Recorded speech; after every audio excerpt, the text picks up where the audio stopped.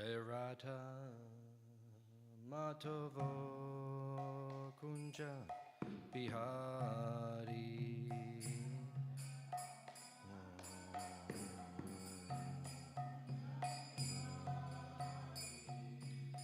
Radha Madhava Kunja Bihari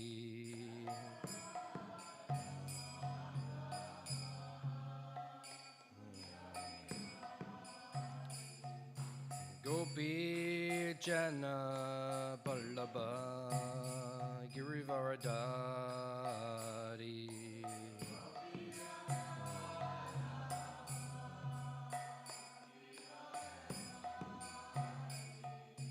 Gopi Jana Ballabha Girivaradari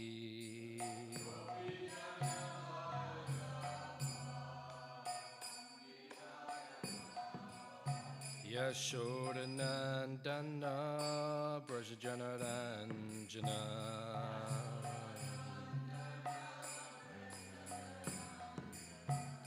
Yashodanandana Brajajanaranjana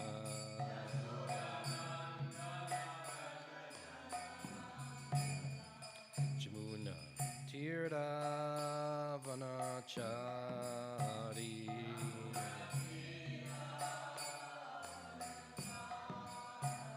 Jamuna Tirtha Vanachari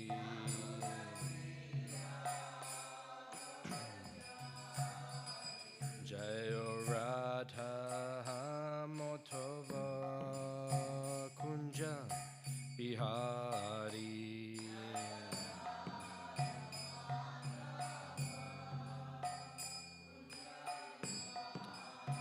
Jaya Radha Madhava Kunja Bihari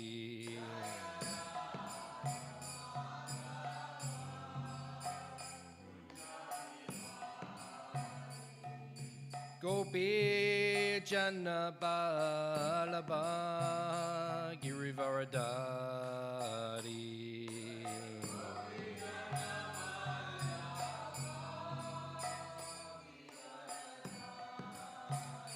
Jaya Gopi Jana Ballabha Girivaradari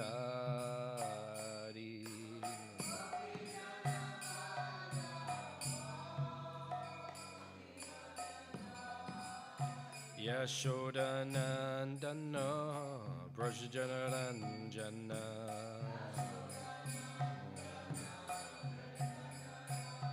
Yashodanandana Brajajanaranjana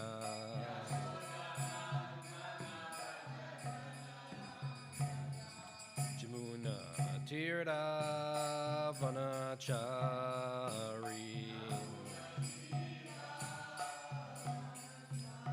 Jamuna Tirtha Vanachari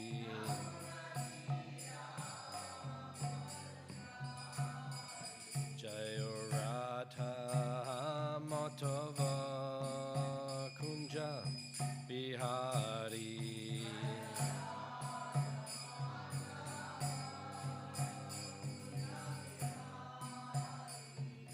Radha Madhava Kunja Bihari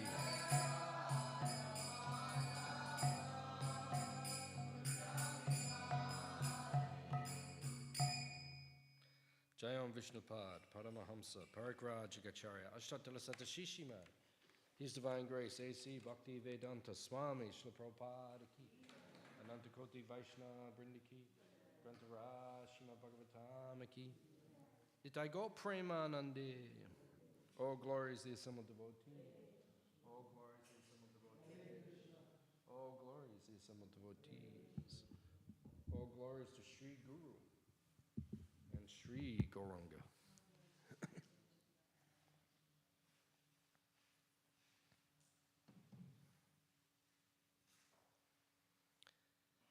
Narayanam namaskritya naram cheva narottamam devim saraswatim vyasam tato jayam udirayat. Om namo bhagavate vasudevaya.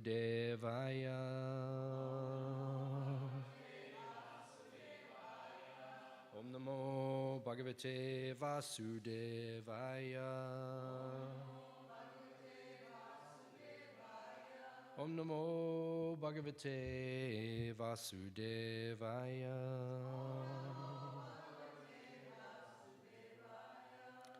Reading from Śrīmad Bhāgavatam, Canto 6, Chapter 9, chapter entitled The Appearance of the Demon, Vritrasura, text number 2. Savai bahi shidevebhyo Bhagam pratyaksham uchchakai Adadad yasha pitaro Devasa prashrayam nripa Savai bahi shidevebhyo Bhagam pratyaksham uchchakai Adadad yasha pitaro Devasa prashrayam nripa Savai bahi shidevebhyo Bhagam pratyaksham uchchakai Adadad yasha pitaro Devasa prashrayam nripa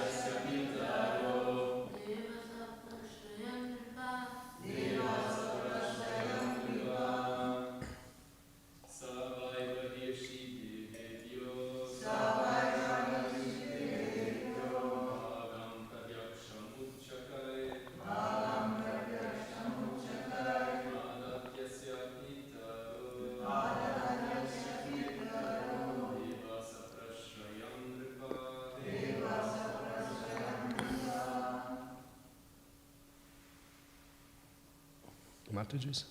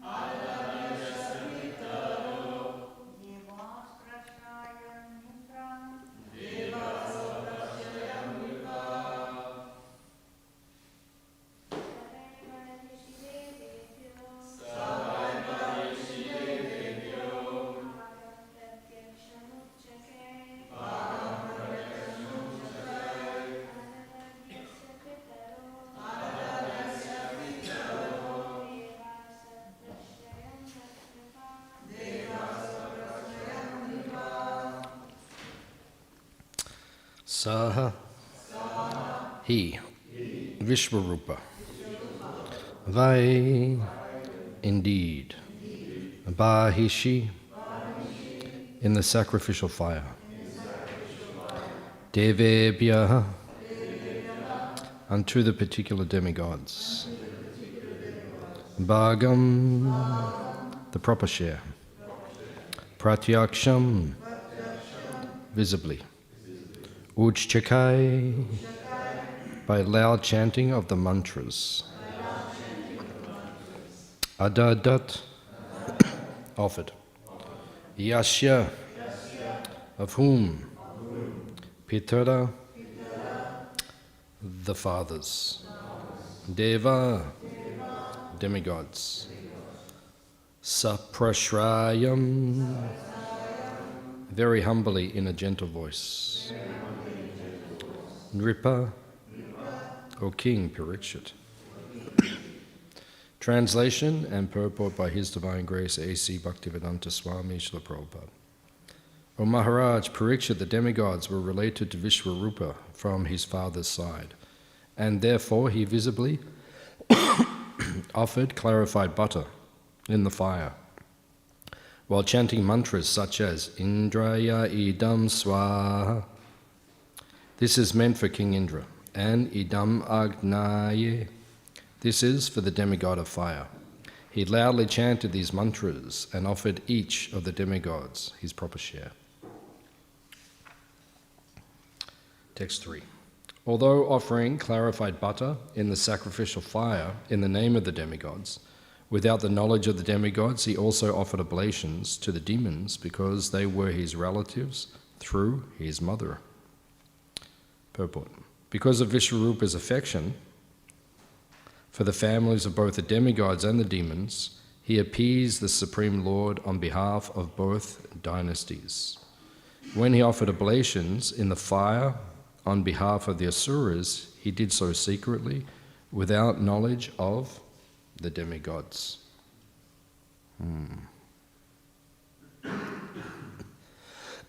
Omagyan Timadandasya Kinanjana Shalakaya Chakshuran Malitam Jena Tasmai Shri Guruve Namaha Shri Caitanya Manobishtam Stapitam Yena Bhutale Swayam Rupa Kadamayam Dadati Swa Patantitam Vancha Kalpatarubhyascha Kripa Sindhu Bhyevacha Patitanam Pavanebhyo Vaishnavebhyo Namo Namaha Jaya Shri Krishna Caitanya Prabhu Nityananda Shri Advaita Gadadha Shivasadi Gaura Bhaktivinoda Hare Krishna, Krishna Krishna, Hare Hare, Hare Rama, Ram Rama, Hare Hare.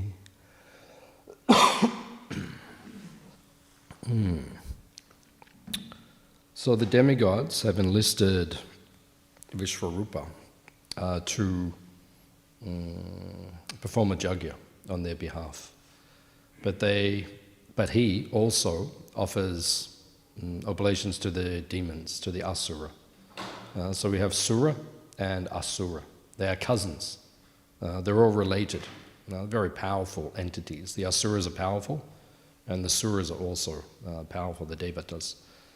Now, they live in different places in the universe. And we all know that in such a yuga, the demigods and the demons were on different planets. So that's what happens here. They live in the Swaga. Swaga is above the Earth in terms of the universe. The universe has 14 planetary systems. So there's 14 levels. It's like if you go in an elevator, as you're going in the elevator, you can stop, there's 14 floors. So the universe is like that. There's 14 planetary systems. We're in the 7th, so we're right in the middle. Earth is known throughout the universe as Macha Loka. Macha Loka means? Place of death. Why? Because everyone comes here to die. Right? Everyone in the universe dies, but we die quickly. If you're a Devata or an Asura, our lives are over quickly. Right? We don't live very long. If you're a Devata and you're looking down on us, oh, they're gone. What happened to that? Oh, wait a minute, they're gone. Someone's praying to me. He looks down. Oh no, he's gone. It's like, it all happens very quickly. There's this pastime where Revata goes up to Brahmaloka, gets up there, and when he arrives, they say, just give us a few moments, Lord Brahma is busy. A few minutes, he'll be able to see you. So he waits a few minutes. So then after a few minutes, then he says to, Brahma says to Revata, he said, why did you come? And he said, well, I need to get a daughter. I have to get a husband for my daughter. And he said, your daughter? And he looked down at the earth. He said, it's all gone. 14 generations have passed. Your daughter's gone, right? Everyone's gone like that. So if you look at Earth in perspective, it doesn't take long to die here. Right? If you look at it from a universal perspective, the demigods live much longer than us. The asuras live much longer than us. Right? We're just here for a very short time. So it's called Marcha Loka. That's what our planet is known as throughout the universe. So it is said 2 planets within this universe you can go back to Vaikuntha, back to Goloka from. Right? Only Earth and Satyaloka or Brahmaloka. Right? There's only 2 planets. This is one of them. So it's a very special planet. The whole universe worships this planet. Right? It's considered extremely auspicious. Because in a very short time, even though in Kali Yuga's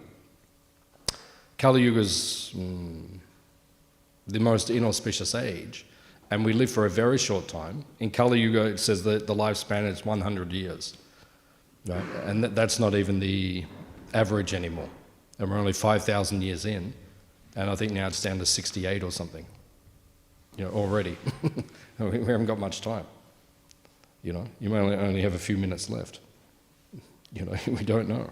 So this particular place where we are, everything happens very, very quickly. So it is called Marcha Loka. It is the planet of death. Everything is very temporary. Now, in the Satya Yuga, the demigods and the demons, they lived on different planets, right? So that's why you see here, like when the wars happen between the devatas and the demigods, when the asuras attack, they fly through space to get to them. It's like Star Wars, they fly through, except they don't fly on X-wings and Y-wings, and it's not spacecraft, but they fly on animals generally. Like Lord Brahma, his carrier is the swan. Indra rides on Airavata, the elephant. Each demigod, Kartikeya rides on a peacock into battle. Right? He is the general of the army of the devatas. You imagine if you're being attacked by a huge peacock. Now, he runs into battle on a peacock, and the peacock's like attacking everyone. Ganesh rides on a rat. I was listening yesterday, and Jadubna Swami was giving a lecture, and he was explaining all the symbols of Ganesh. And he explained why he rides on the rat, rides on the mouse. The mice can get into all different places. They're very like that. So he gave a very a detailed explanation of why he rides on this particular carrier. So in Satya Yuga, they're on different planets, and then on Treta Yuga, they're born in the same planet but on different countries. So we see in Ramayana, in Treta Yuga, then the devatas were in Bharatvash in India, and the asuras were in Lanka, Sri Lanka, which is across the ocean. So they're in different countries. And in Dwapara Yuga, they got born in different families, and you have the Pandavas and the Kauravas. Right? Different families. One lot of devotees, the other lot are asuras. And then in Kali Yuga, as we all know, it's in the same body. So you don't know what you're going to wake up with. When you wake up in the morning, sometimes I wake up in the morning and I say to myself, okay, who is it today? Who's there? Is it the demon or the devotee? who's going to be there today? I'm schizophrenic. Demon and devotee. All of us in Kali Yuga are schizophrenic. All of us. You've all been diagnosed and analysed now, so you can get your healthcare plans. We're all schizophrenic. What does schizophrenic mean? It means we don't know if we're going to act like a devotee or act like a demon. Some days we're very good and we behave very properly, and some days we're a little bit naughty. Some days what does it mean to be a sura? A sura means a devotee. Sura means they're all Vaishnavas. All the suras, all the demigods are Vaishnavas. They all have tilak, right? They're all devotees, right? They all worship Vishnu. They're all devotees, right? The asuras are atheistic by nature. In other words, they are not submissive to the will of God, to the will of Krishna. That is the difference between the sura and the asura. One obeys God's rules, the other one does not. And that's in Kali Yuga, that's within us. Sometimes we obey the rules of God, and other times, disobedient. I will not follow God's rules. Why do I have to do this? Why I have to chant 16 rounds? Why I have to follow 4 regular principles? Why not 3? Why not 2.5? Why not 1.6? I can do what I want, like that. This is demoniac consciousness. So sometimes that is within us. Sometimes we want to rebel. We want to do things that we're not supposed to do. That's what it means to be an asura. So in Kali Yuga, it's within both of us. Now, Caitanya Mahaprabhu, he appeared to deliver the resonance of the Kali Yuga.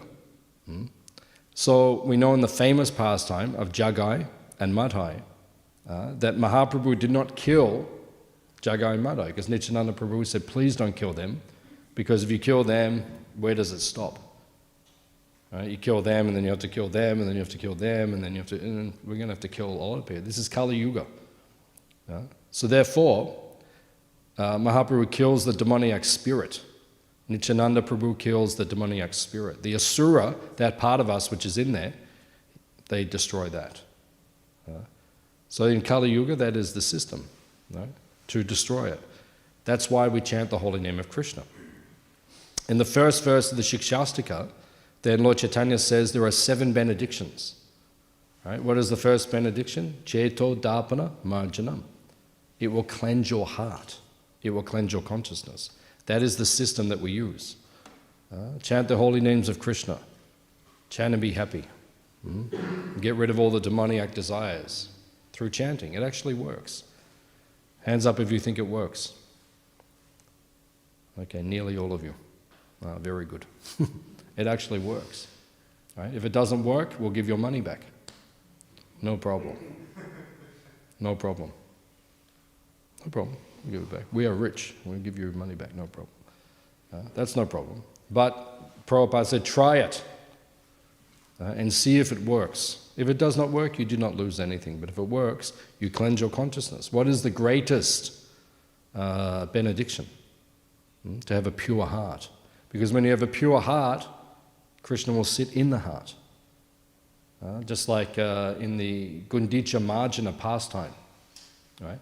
That whole pastime, right, allegorically teaches us that we have to remove all the dust, all the contamination in the consciousness.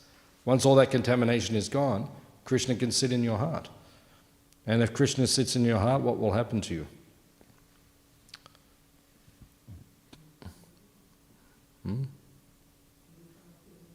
You become a pure devotee, you will be an ocean of bliss. You will feel unlimited bliss.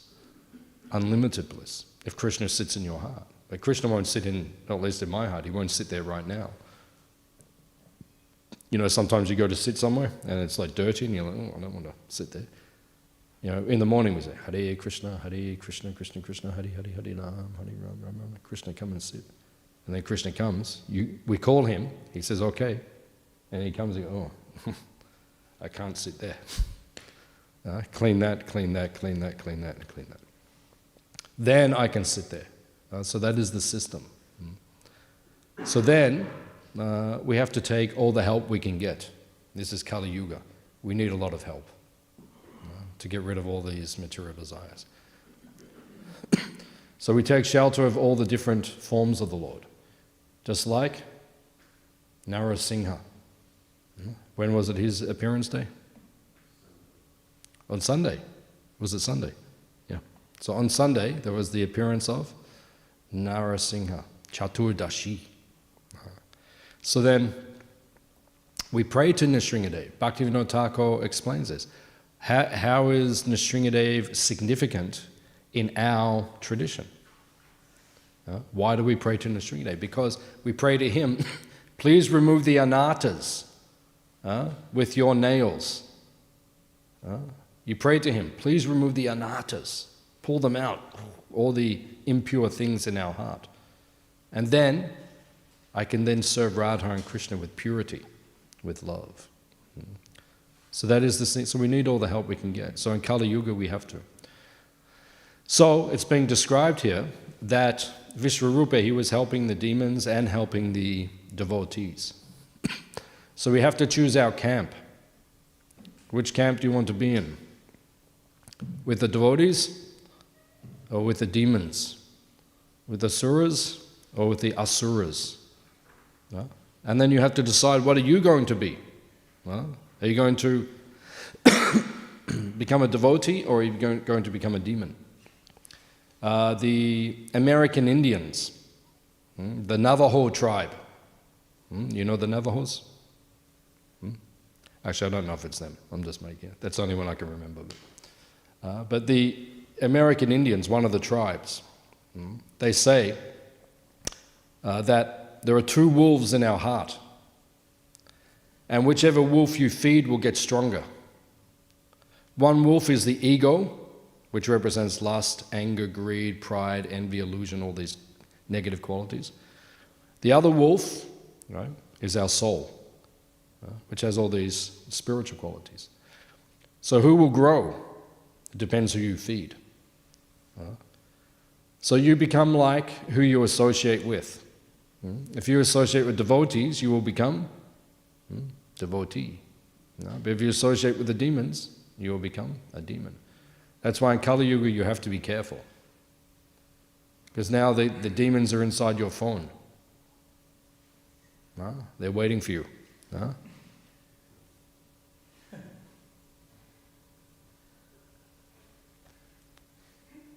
Hare Krishna. I just got a text. 1 minute. Okay. So, the demons are in there, right? Facebook. Right? The devotees are in Facebook. Now you get a lot of good information, actually. But the demons are in there too. And they're trying to get to you. You have to be very careful about association in Kali Yuga.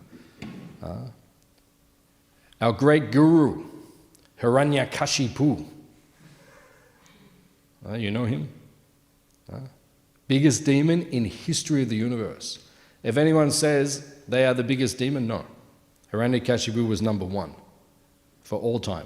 No one was bigger than him. 3 lifetimes. You know the pastime we just had, Nrsinga Chaturdasi. 3 lifetimes.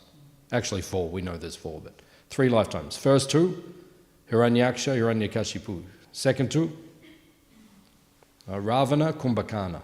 Third 2, Shishupal, the Dantavakra. And then we know Jagai and Madai, they also came again. But that's Chana avatar, that's covered. That's not mentioned in the Shastra. But then, there's one pastime where Ravana, he was big demon. I think it was Narada or one of the sages said to him, you were much more powerful last time round. Right? He said, how can I be more powerful? How can I be more powerful? He said, come with me. So they took him to one place. And there was like a gold mountain, like a small hill made of gold. And he said, you see that? He said, last time you came, that was your earring. That's how powerful you were. So you're not so powerful this time. Ravana's not so powerful. Not compared to Hiranyakashipu. He was the most.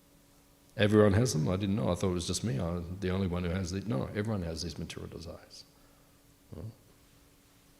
So we have to get rid of those material desires. How do you get rid of them? By the sangha that you keep, by the association you keep. That will purify you. Chant the holy name, keep association with pure devotees. That's the program. Eat only Krishna prasad. Don't eat boga. Don't eat chocolate ice cream from Coles, Magnums.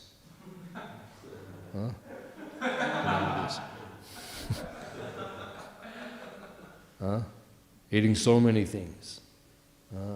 The gulab jamuns from the can. All these. Cocoa Pops. Cornflakes. All this boga. Sometimes I go to devotee's house, they've got cornflakes or something. And they, put in the bowl, put some milk, make the offering.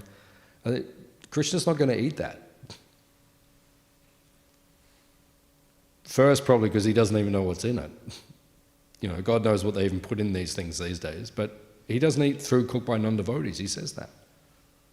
He doesn't eat food. When he says patram, pushpam, phalam, toyam, if you read the purport, I think it's Vishwanath Chakravarti Thakur in the commentary, he says that means the devotee grows the food, harvests the food, cooks the food, offers the food, and then honors the food.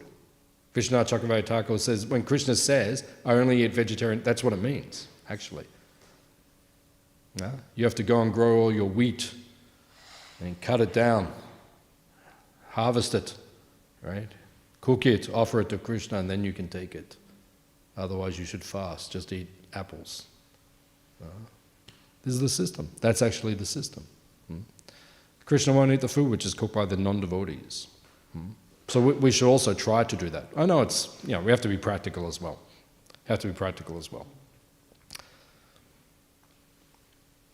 Even Prabhupada one time is on the train, and the train in India, the train stopped. He looked out the window and someone was cooking kachori. And one of Prabhupada's names when he was growing up was Kachori Mukha, which means kachori face. Always he had a kachori in his hand. Prabhupada always eating kachori. Prabhupada loved it. Prabhupada's famous. Favorite. That's why on Vyasa Puja and everything, we usually make the kachori for Prabhupada. So Prabhupada stopped on the train, he looked out the platform and someone was cooking kachori. Prabhupada's, get me kachori. Right? So Tamal Krishna Maharaj went and got kachori for Prabhupada, he brought it back. He said, and then Prabhupada was taking kachori. And Tamal Krishna Maharaj said, Prabhupada, he said, we don't even know who this guy is on the platform. We don't even know who he is, what his consciousness is, you're taking kachori.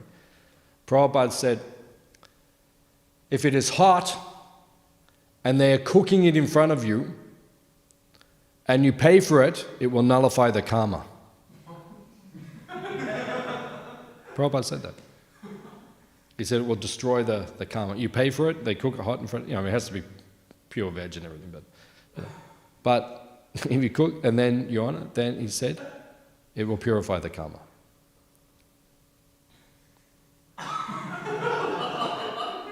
Prabhupada said that.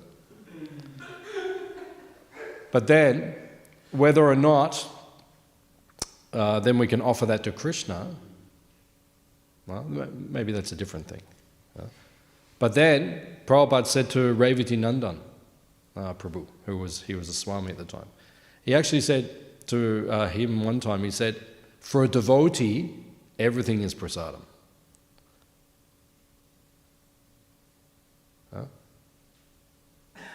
Okay, so someone like Prabhupada, if Prabhupada eats the kachori, right, because he needs fuel for the body to serve Krishna, that is prasad.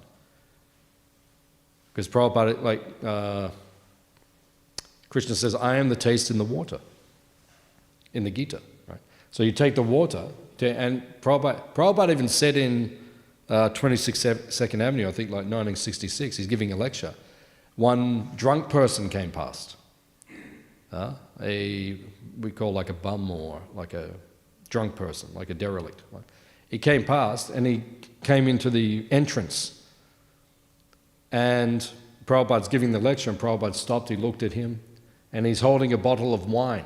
He's walking down the street drinking wine. And Prabhupada looks at him and Prabhupada said, Hare Krishna. Like that. And he looks around with everything. He's probably drunk and he looks around. He looks at Prabhupada, Prabhupada said, Hare Krishna. And the drunk said, do you want some? Prabhupada said, you can take. And then he left, he walked down the street. And then Prabhupada said, if he is drinking the wine, and while he drinks the wine he thinks Krishna is the taste in this, then he makes some advancement.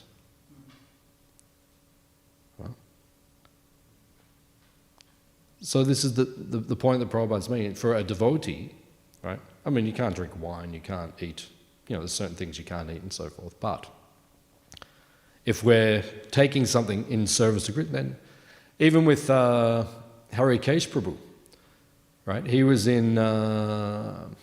preaching in, might have been Poland or somewhere, like this back in the 70s, when it was, everything was very closed down. And he came to Vrindavan, he was speaking to Prabhupada. He said, Prabhupada, there's nothing to eat there. There's only like cabbage and potato, and even they're hard to get. And he said, everyone eats meat. There's nothing to eat there. And Prabhupada said, then eat meat. He was like shocked. He looked at Prabhupada. Prabhupada said, eat meat. He said, Prabhupada, what about my consciousness? Prabhupada said, damn your consciousness.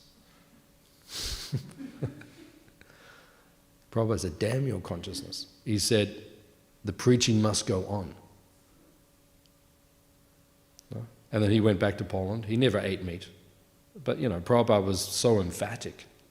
The service must go on. This is extreme. We only eat meat on the most extreme situations that we eat meat. I've never eaten meat as a devotee. Probably never will. But if it comes down, there's no other option. The service has to go on. Then okay, that's what we do. But we don't do it voluntarily. So we have to understand these things. But basically, we should eat prasad. We should take prasad. Actually, Prabhupada said, don't eat prasad. He said, honor prasad. Tamal Krishna Maharaj wrote a letter, and he said to everyone, when they installed Radha Londonishwara in England, was that 68? I think it was 68, maybe 69, around about that time. Then they installed Radha Londonishwara. And then Tamal Krishna Maharaj wrote the letter, and he said, please come for the installation of Radha Londonishwara and eat prasad. And then he showed the letter to Prabhupada before he sent it. He said, no, honor prasad. Devotees do not eat prasad, they honor prasad. It means we have to be in the right consciousness. We've given seminars on how to honor prasad. Right? It says you should never stand up while you're honoring prasad. You see, people always stand around in groups, always like honoring or eating. No, that's actually not honoring prasad. It says you should not have shoes on while you're honoring prasad.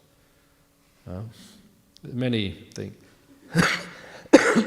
If you go to Jagannath Puri and you take Jagannath's Mahaprasad, it says you should not even sit on a mat. It said you should be completely humble if you're taking Jagannath's remnants. So many regulations we should when we take prasadam. Prasadam is non-different from Krishna. So we have to honor it. So the point is that whatever you associate with, then you will become like that. So if you chant the holy name, associate with pure devotees, honor Krishna Prasad, you'll go back home, back to Godhead in this lifetime. Shri Krishna Caitanya Mahaprabhu ki. Any questions or comments? Mataji. My question about Vishwarupa. How should we take him? A merciful person or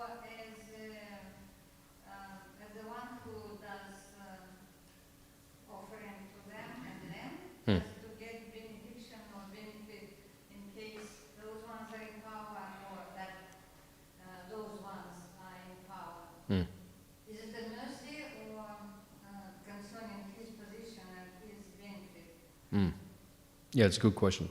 I haven't read this chapter for a long time, so I'd have to read, to answer your question, I'd have to read the whole chapter and analyze, where he's at. So I can't give an answer like that. Yeah. I'm not planning to read the whole chapter. Like tonight I have to give Chaitanya. Yeah, I just don't have time. Yeah, tonight I've got to give a Chaitanya Charitamrita class. So. I'm not planning to read it this week either. I'm too busy. Like tonight, I have to give Caitanya Charitamrita class tonight. It's going to take me 2 hours to prepare for the class. And then I've got so much service at the moment, I'm not going to have time to read chapter 9 of Canto 6 this week. But other devotees, you can ask them. One more question. Yeah, yeah. Is there anything we can learn from Hiranyakashipu? Sorry, I missed that. Is there anything we can learn from Hiranyakashipu? Yeah, lots of things. Lots of things. Well, one thing he said, whoever you associate with, you'll become like that. So that's one thing we learned from him. He gave good instruction, so we take that instruction. Another thing we also learned from him is look after your kids, because he didn't do a very good job. To learn from what he did. Yeah, well, that's what I'm saying. He was a father, but he wasn't a very good father. What's that? But he didn't look after his kid properly. Yeah, so don't do that.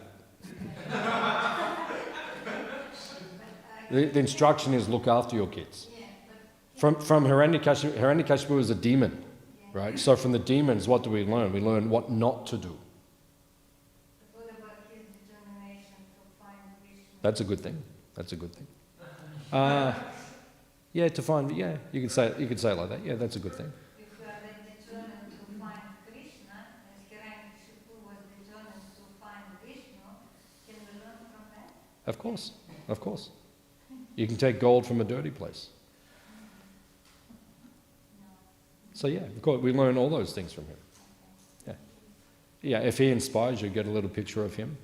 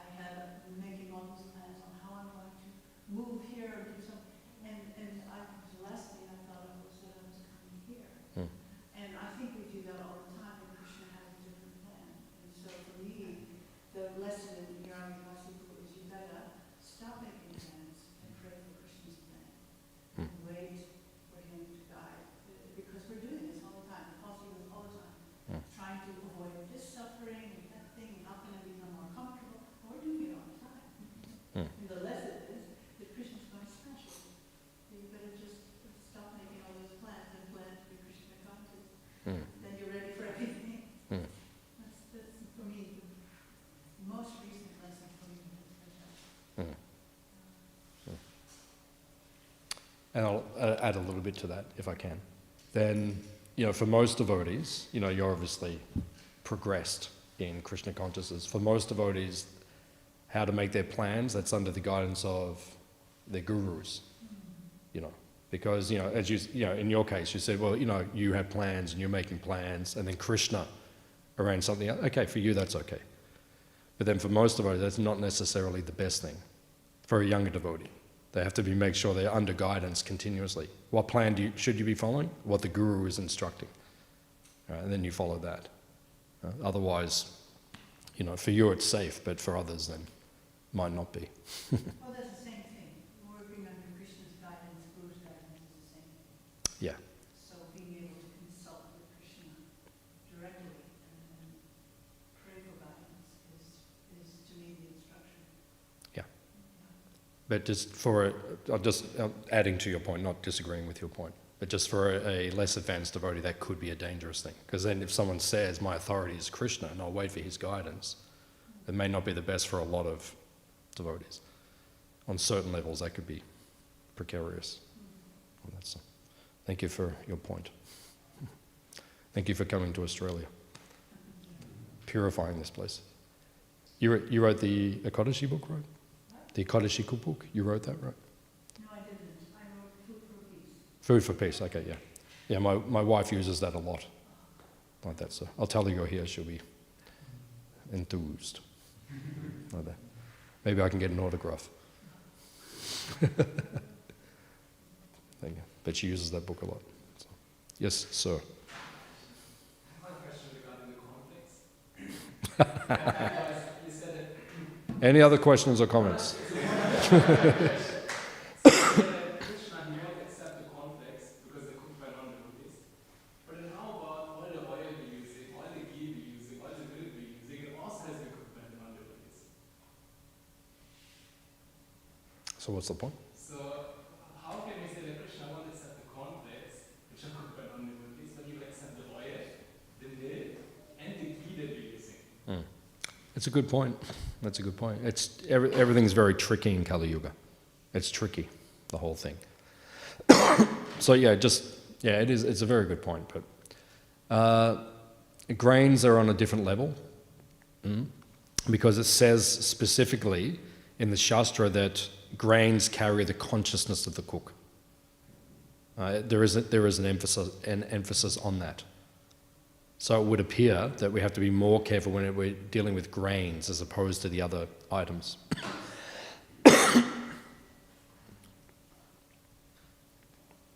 I understand your point. The point's a good point. Yeah, it's okay. That's okay. Just good. Say it again. It's very tricky to find out what's a grain. Grain? Yeah, because some people say sesame seeds are grains. And then some people say, actually sesame seed is enough. And some like quinoa is not the grain, but rice is the grain. Like, how do we know what's a grain as Vaishnavas? Just do a Google search. If it says grain, then it's a grain. Just be practical. Grains, generally grains means, wheat, rice, and then, obviously other things we would constitute as being grains. So, different things we can say, but just be a little practical, that's all. I mean, if we go back historically, like in the 70s, so they're offering milk in America to the deities, and, there's cod liver oil in the milk, fish oil in the milk.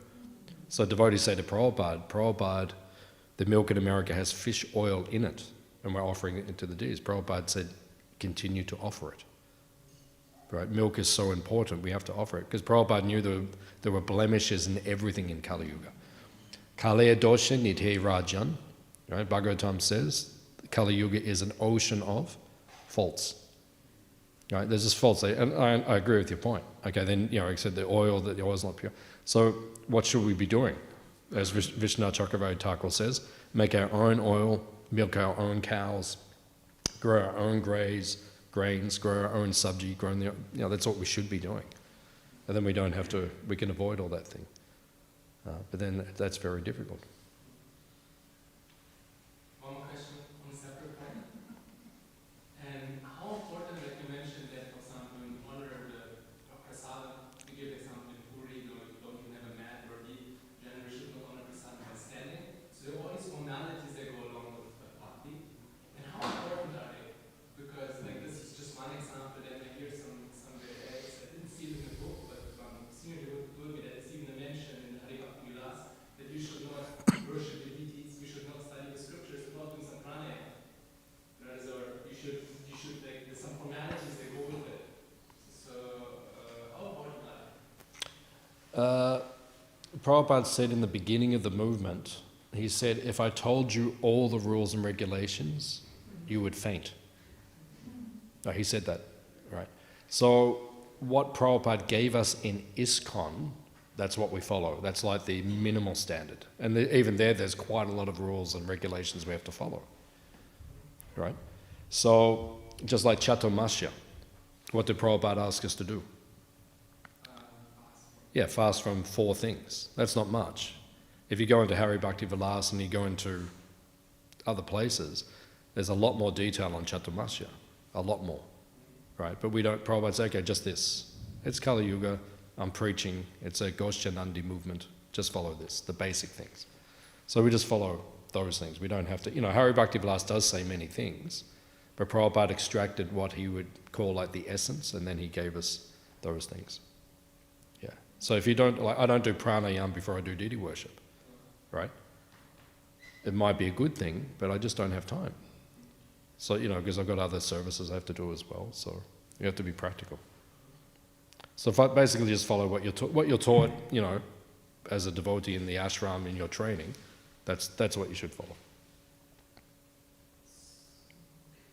It's okay?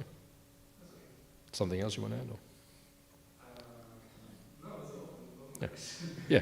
Yeah, so just follow what Prabhupada said, that's what we do. If you want to add things, that's okay, but that's like that's the minimal standard. My question is like, what are all these formalities for? What are they for? Yeah, because like some Prabhupada just give us the essence. It seems like the essence is enough. But then why all these formalities are there? Because it's culture. Because when you get back to the spiritual world, everyone eats with their right hand. That's culture. No, not like all the time. There are pastimes when he's with Lord Brahma, and he's eating out of the left hand, and the acharyas point out that's not even considered cultured, right? But that's Krishna, so like that. So, but you get back to the spiritual, everyone eats with their right hand, right? They follow certain etiquettes, right? It's all there in the spiritual world. In the spiritual world, like someone asked me this recently. They said, why did the Mataji sit there and the men sit there? There's like someone who's new to our, now she's chanting 16 rounds and she's coming into the movement. She finds some of these things strange. She said, why do the women there and the men like that? And she said, why do we have to follow all these things? If we're supposed to be spiritual and all these things. So, I explained different things about the butter and the fire and all those things. But I said, when you get back to the spiritual world, it's actually like that, surprisingly, right? The men are there and the women are there. It mentions clearly in all of Krishna's pastimes, right? There's intermingling, but there's still a certain degree of segregation as well. It's culture, right? So there is a culture, a spiritual culture, which is there. So that's why we follow these things, because it's a culture. And you have to learn it, because when you get back to the spiritual world, if you're eating with the left hand, you're walking around, standing up, honoring prasad, everyone will say, Baba, what are you doing? Where are you from? I'm from Dank Street. Didn't they train you there? So you're supposed to be learning here what you're going to do up there. That's the point. Does that make sense? Yeah, okay. But that's the answer. That's the answer. It's a cultural thing. In the spiritual world, there are rules and regulations. There's a culture, a spiritual culture which they develop. Krishna wears a dhoti. Okay, you're going to take off your dhoti today, and you're going to put on civilian pants, right? You're going to do that today, right? Yeah. You're going to do it, right? But when you get back to the spiritual world, everyone's wearing this, right? And everyone's wearing sari. That's what they wear there, right? So you get back and say, oh, well, I want my civilian pants today. I think Krishna's going to say, oh, I'm sorry, go back to Dank Street. It doesn't work like that. So there's cultural things, there's reasons why they do all those things. So the best idea is to get with the program. Get with the program, right? Because I understand why, and we don't emphasize those things too much when someone's coming in. We just emphasize chanting and doing that. But then, people, inevitably they ask. They say, okay, why do you do that? Why do you segregate? Because it's up there as well.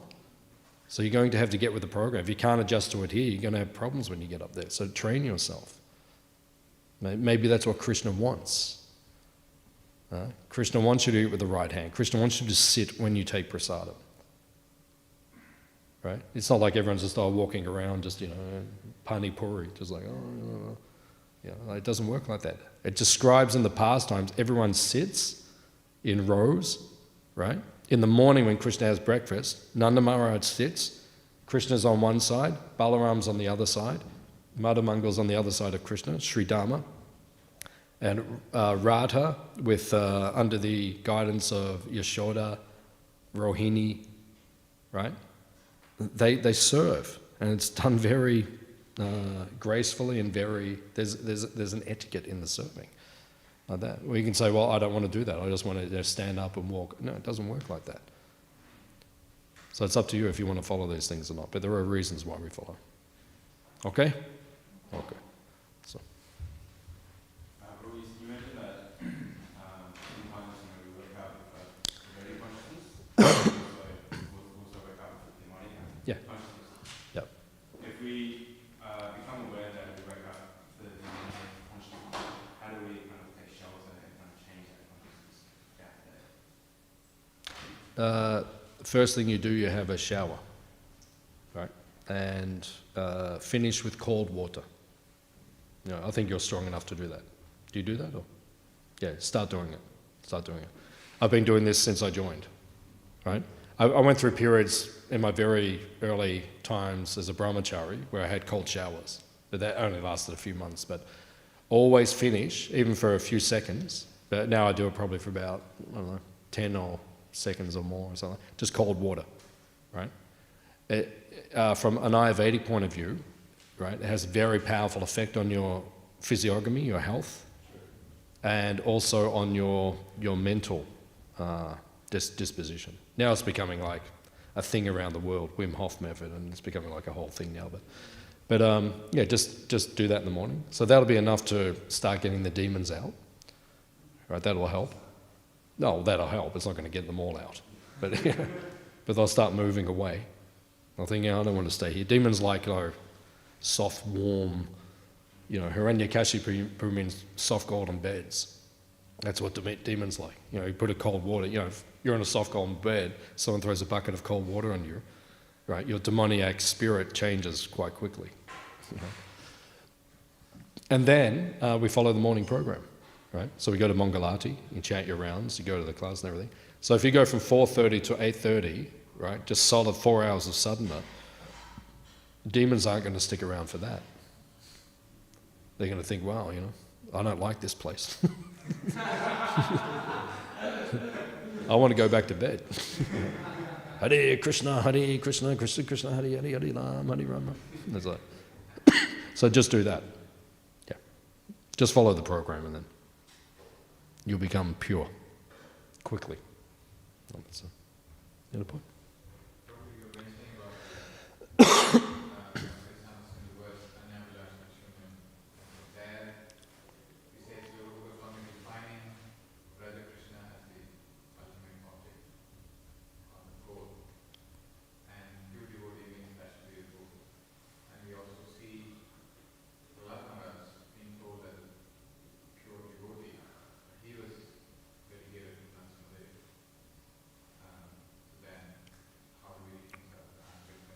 So what's the question? How do we say is Radha not a pure devotee as Prabhu Swami? Because of what? Because of the definition. In Bhaktivedanta it says pure devotion, the object must be Radha Krishna. No, it doesn't say Radha Krishna. It doesn't say Radha Krishna. It doesn't say Radha Krishna. Anyabhilashita shunyam. Not Radha Krishna, Radha Krishna. In Vrindavan, the moon where he exists, so that's how It doesn't say that. You mean in the commentary? Does Krishna say that or something? Or is that what you're saying? Rupa Goswami doesn't say that. Krishna Anushilanam. So Krishna means avatari, all the incarnations. Who's inside of Krishna? Nrsimhadev. So when we say Krishna, it means all the incarnations. So yeah, I mean, you can't say Anyabhilashita Sunyam, Jnana Kama Dhyanavrtam, Anukulayena, Krishna, Rama, Nrsimha, Varaha, Matsya, Koma, Anushilanam Bhakti. You can't, it's only one verse, so he's saying Krishna. Krishna means everyone. So, any other questions? Okay. Srila Prabhupada ki? Gauranga.